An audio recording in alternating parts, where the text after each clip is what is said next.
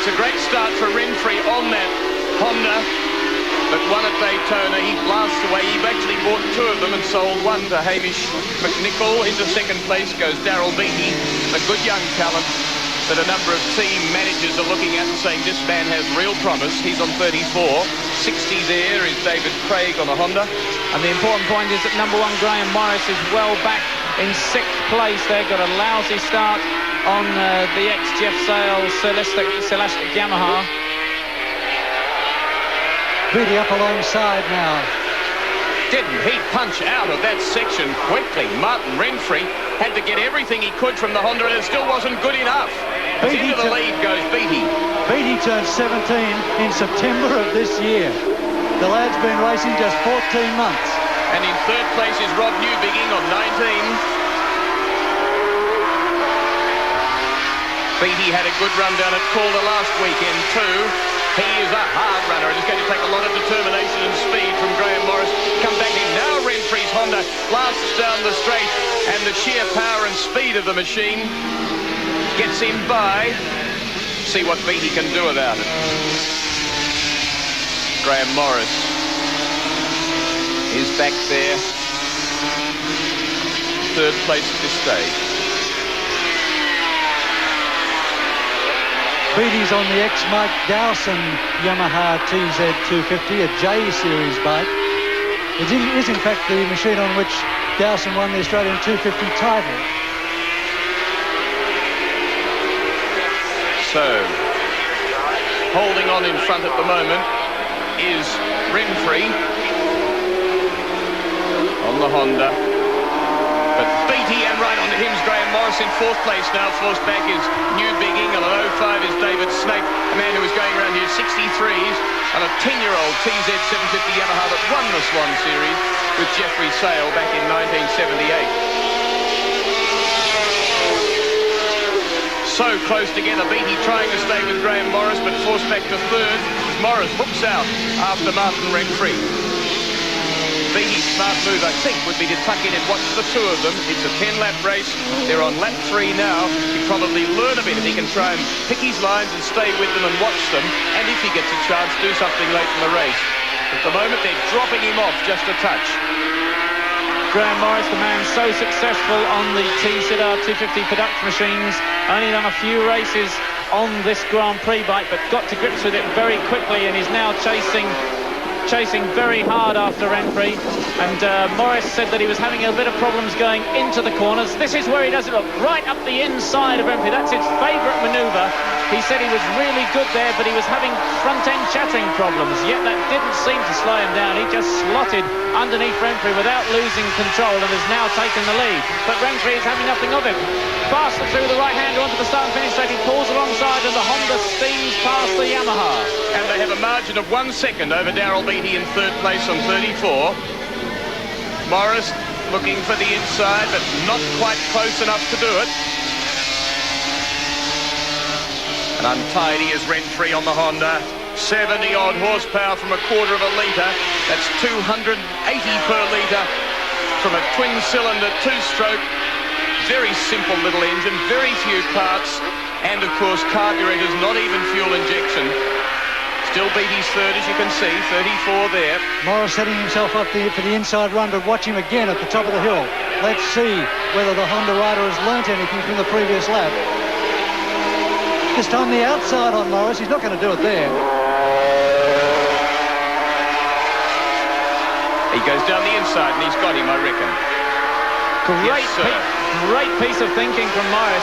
He even took the wide line going in, got out of shape as Renfrey needed the road, but then drove back underneath him. But Renfrey seems to have the speed on him. This is the slow-mo. Now, Morris has gone wide. He seems to have done it all wrong, especially when Renfrey needs a bit more room. But in fact, Morris is slow at this point, gets the bike turned, comes back underneath him and gets the power on early. And in fact, as Renfrey worried about Morris and edged him out a little bit, he edged himself out too and gave himself the wide exit that finally brought him undone. Halfway through the race now, and it's still Renfrey leading Morris as they go through the new chicane. They're lapping at better than 64 seconds, so they would be lapping among the fastest 5 bikes in the Swann Series.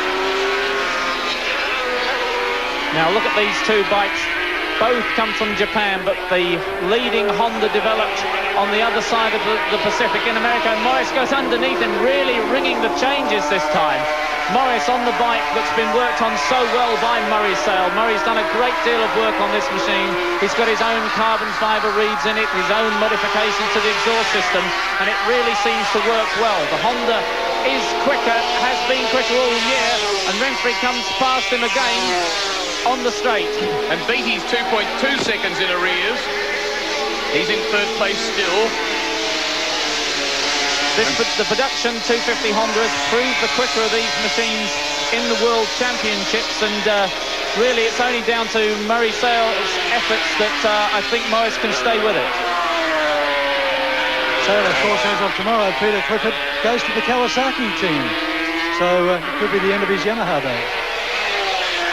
Yes, certainly he'll be working under Neville Doyle at Kawasaki in the future.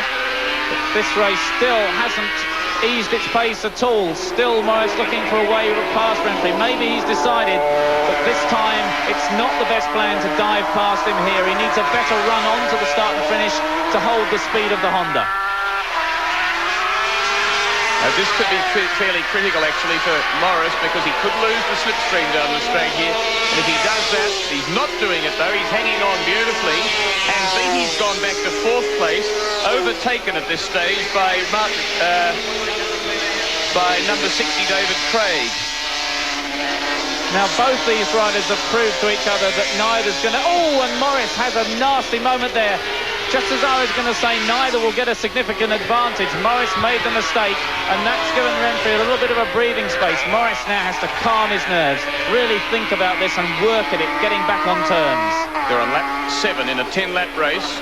And coming up to the point of the track, of course, where bike 1, Graham Morris, is absolutely dominant as they come up through Hungary Corner.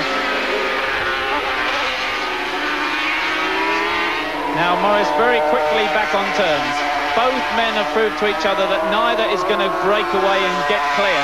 So they've really got to start thinking about that last lap, because it all counts on who is in front at the flag. A 62.72 second lap. Sensational stuff from these 250cc machines. And now 4 seconds back to fourth place David Craig ahead of Beattie as Morris tries to go under Renfrey. Doesn't quite make it. Morris stays tight and tidy and exits the corner pretty evenly. It's easy to see what Morris likes doing. He loves diving up the inside on the brakes. But he said to me that after practice they really thought that the front springing was too soft, and they didn't have a harder spring because he was getting a lot of front-end juddering as he used up all the suspension travel. And Renfrey really leaves Peter Clifford a lot of space under brakes as he goes into the carousel. Yeah, he likes the classic wide line going in, and does leave the door open a little bit, but as we've seen before, Morris is also quite happy about coming round the outside if Renfrey closes the door on him. He tried the tight exit there. Morris looked to go down the right-hand side of Renfrey and couldn't make it. Coming round now to complete lap 8 to leave them with 2 remaining. And pulling away all the time from third place, Craig. And Beattie hanging grimly to him, only about a tenth of a second behind. Lapping around 63.3, 63.4. Very quick times from quarter-litre machines. There you see Craig in third place with just a whisker of Darryl Beattie, and fourth on the Maruka Yamaha number 34. Renfrey and Morris now must start to get on terms with him very close so that he can get under him, under brakes or peeling off into a corner, because he only has this lap and 1 to do it. Will he try and chop back now down the inside? He's not close enough. He's still trying. He's driving hard into the machine, early onto the throttle there, but Renfrey had it under control. So now things are becoming very critical for Graham Morris. He really does have to produce a very good and tricky trump card as they go out in their final lap. So where is Morris going to try and do it? He's having a look down the inside now, but no room. And of course they're catching a slower man, and this could be really critical, because if he gets in the way at the wrong moment, it could be all over for either of them. No, I don't think he slowed either man down. One went one side and one the other. Of James Sutcliffe on 27. Now down to Hungary Corner and up to Motorcraft at the top. Only chance for Graham Morris. And even then he'll be in trouble with the drive onto the straight. But he's not well positioned. He's going to have to produce some desperately fast stuff now. And I frankly don't think he's close enough. There he takes the classic line. He didn't have time to waste to go tighten there. And now he'll have to try and drive down underneath as he takes the wide on late apex, and he's not close enough. Renfrey knew what he was on about. Leads him down the hill. They come through the fast right-hander as the circuit levels out and onto the straight for the 10th and final time. And it is Martin Renfrey on 50 who leads and indeed wins from Graham Morris on the Yamaha number 1. And then rushing to the line in very close company were David Craig on 60. About as close to him was Darryl Beattie on number 34 in a very good race indeed that was run in the time of 10 minutes 42.13 seconds, 134.6 kilometres an hour. Will Hagan, John